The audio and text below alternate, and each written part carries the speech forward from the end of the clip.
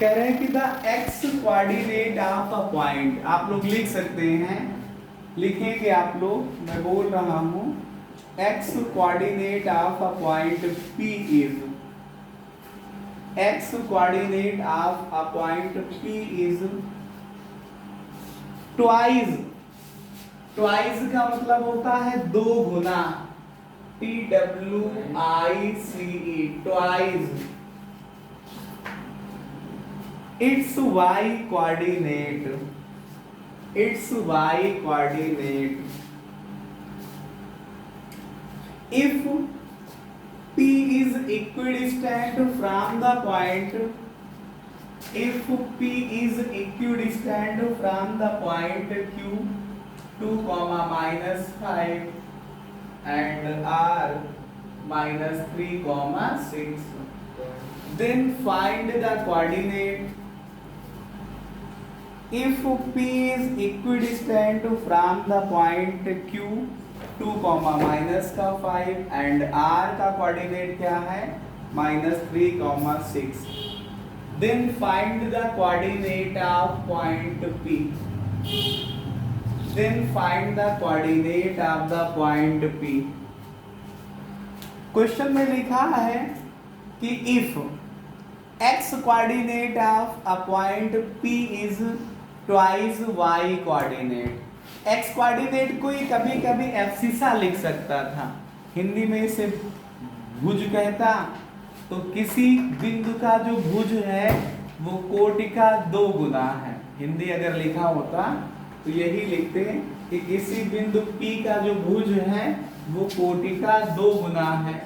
और जो point P है वो इन दोनों पॉइंटों से जो है बराबर दूरी पर है, तो पॉइंट P का कोऑर्डिनेट बताओ, पॉइंट P का निर्देशांक बताओ, ऐसा प्रश्न आता है। ठीक, तो इसी को मैं लिख रहा हूं, सॉल्व कर रहा हूं इंग्लिश में ही। आप क्वेश्चन की पहली लाइन पढ़िए, कह रहा कि x coordinate of point P is twice y coordinate, यही लिखा है, बात समझ पा रहे हैं आप लोग। फिर कह रहा है कि जो पॉइंट P है वो पॉइंट Q और पॉइंट R से इक्विडिस्टेंट है, तो कह रहा है कि पॉइंट P का कोऑर्डिनेट बताओ। इस बार पॉइंट P कहीं x एक्सिस y एक्सिस पे नहीं कहा इसने, समझ रहे हो, तो फिर जब x एक्सिस y एक्सिस पे नहीं कहा तो जनरल पॉइंट मानना पड़ेगा, let point P x, y, माना जो बिंदु P है वो x, y है। ठीक है,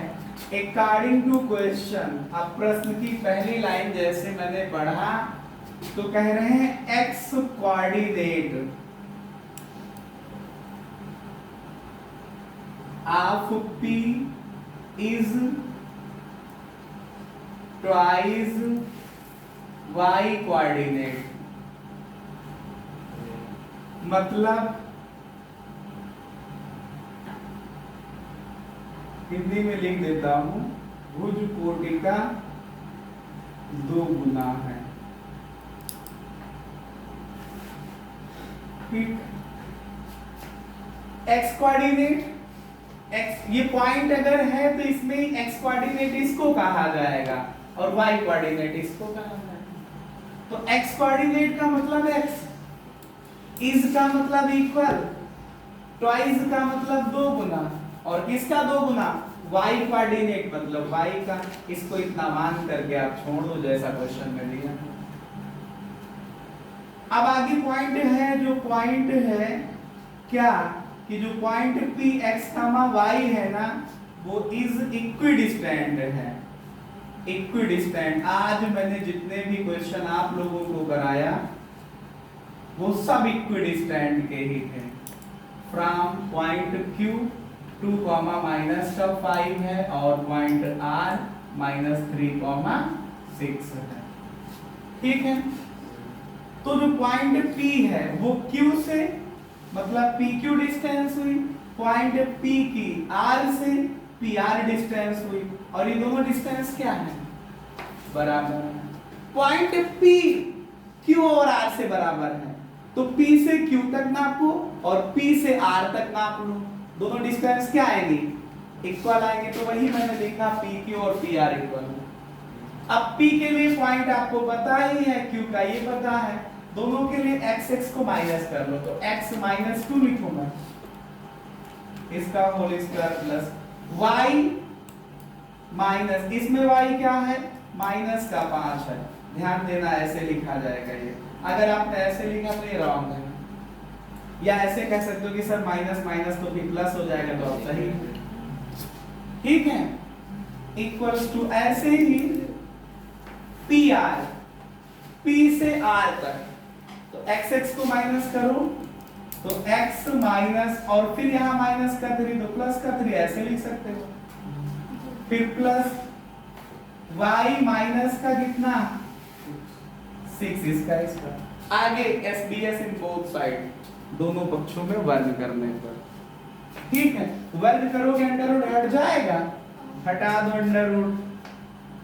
तो ये आएगा हमारे पास कितना, x - 2 का होल स्क्वायर प्लस y + 5 का होल स्क्वायर, इधर आएगा x + 3 का होल स्क्वायर और ये y - 6 का होल स्क्वायर। x - 2 का होल स्क्वायर करोगे तो a - b के होल स्क्वायर का फार्मूला लगाओगे, क्या आएगा, a² + b² - 2a और b, इसका स्क्वायर करोगे तो y² + 5b² + 2 * y * 5, यहाँ तक कोई दिक्कत, आगे x + 3 का होल स्क्वायर करिए, x² + 3² + 2 * x * 3, इसका करिए y² + 6² - 2 * y * 6, तो कक्षा 4-5 के बच्चे करते हैं ऐसा होल स्क्वायर a - b, ये 6-7 वाले करते हैं, 6-7 वाले करते हैं, तुम तो 10th में पढ़ते हो, तुमको तो ये सब आता ही है, क्या बताऊं मैं, ये आएगा x² + 2 का स्क्वायर 4 और ये मल्टीप्लाई करो तो 4x, ये आया y² + 25, इसको मल्टीप्लाई करो तो 10y, ये आया x² प्लस ये आया 9 प्लस इसको मल्टीप्लाई करो तो कितना लिखा है ये 6x प्लस y² प्लस 36, ये कितना लिखा है 2 * 6 * y 12y। अब कांस्टेंट को एक तरफ कर लो, वेरिएबल सब एक तरफ कर लो, तो देखो ये वेरिएबल, ये वेरिएबल, ये वेरिएबल और ये वेरिएबल को मैं ट्रांसफर कर रहा हूँ, कांस्टेंट उधर भेज दूंगा, तो ये आया हमारे पास x² माइनस का 4x प्लस का y² और प्लस का 10y, x² इधर आया तो माइनस x² माइनस का 6x, y² इधर तो माइनस y² और 12y इधर तो प्लस का 12y, यहाँ पे हुआ प्लस का 9 प्लस का 36 और यहाँ पे हुआ प्लस का 4, उधर जाएगा तो माइनस का 4 और प्लस का 25 उधर जाएगा तो माइनस का 25, x² minus x² plus y² minus y² cancel, minus का 4x है, बोलो प्लस का 10y है, माइनस का 6x है और प्लस का 12y इधर बच रहा है, देखो ये बचा आपके पास 25, 4 दोनों माइनस में तो माइनस का 29 और प्लस का 9, ऐसे सॉल्व करें, माइनस 29 प्लस का 9 माइनस का 20 बचेगा और 36 प्लस का और हो रहा है तो प्लस का 16 आ जाएगा इधर, ठीक है, बोलो 16 आ जाएगा। यहाँ पे माइनस का 4x है और माइनस का 6x मिलके माइनस का 10x आएगा और ये दोनों मिलके प्लस का 22y आ जाएंगे बराबर 16। हमने आपको x और y का रिलेशन बताया है कि जहां x है वहां 2y लिख सकते हो,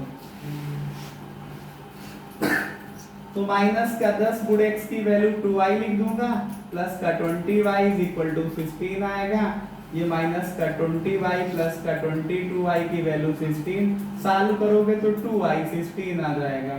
y की वैल्यू 16/2 निकालोगे तो 8 आ जाएगा, हेंस जो x है वो 2y है तो 2 * 8 मतलब 16, कोई दिक्कत, तो hence coordinate of point P, hence coordinate of point P, बिंदु P के निर्देशांक x, y थे, x की वैल्यू मैंने निकाला 16 y की वैल्यू 8, यही आंसर हो जाएगा। समझे? हाँ।